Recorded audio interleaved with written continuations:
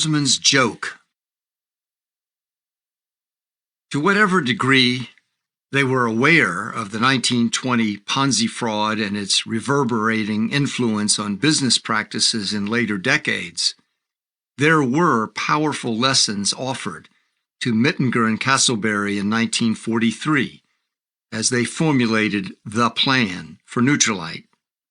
Not the least of the lessons was a popular belief gripping America's imagination.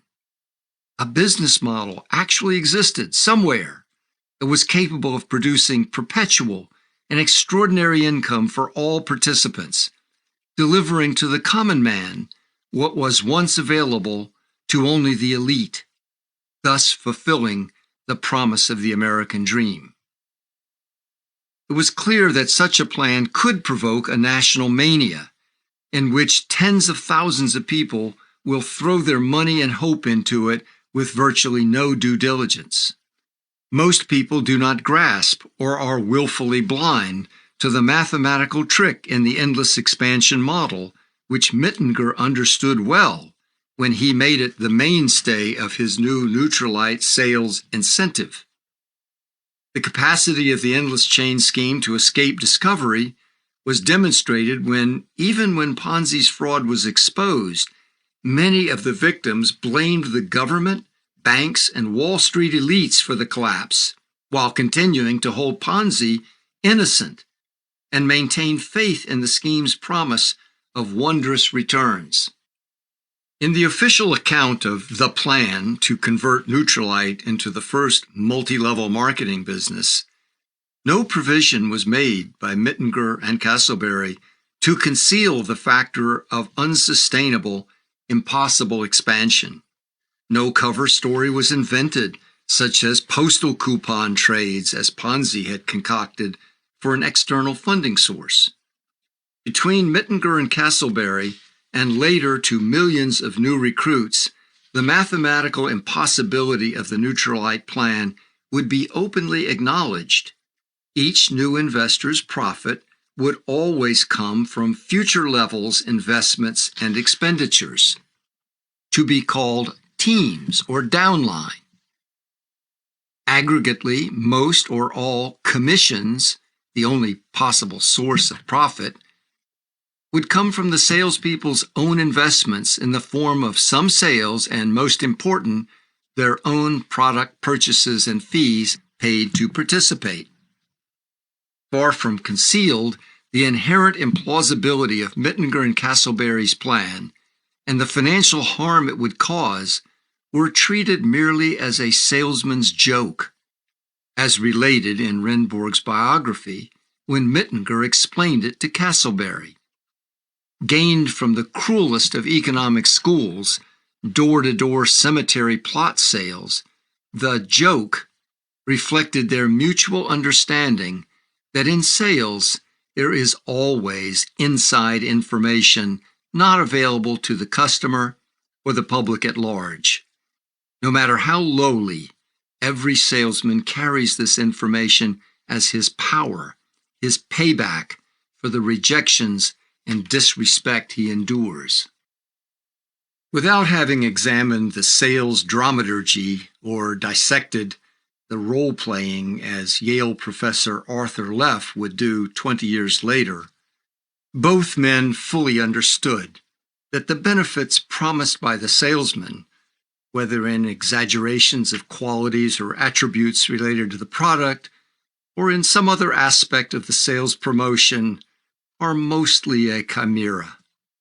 The external source of reward, facilitating the, quote, bargain, and the narrative about mutual need and mutual benefit if the deal is done, are just part of a carefully directed and contrived tale. The customer's belief that they are making rational decisions is, the salesman knows, mostly an illusion. In reality, the salesman makes it happen with information he does not share.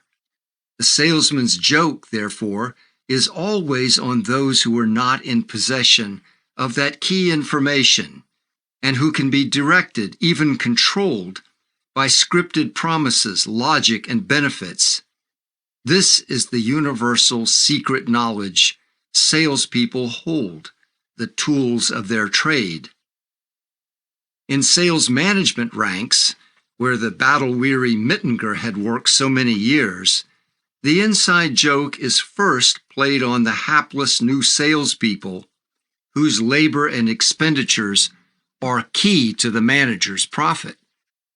Part of this trickery is to divert the new salesperson by telling him of the great profit he will gain by carrying out this same type of subterfuge on his customers.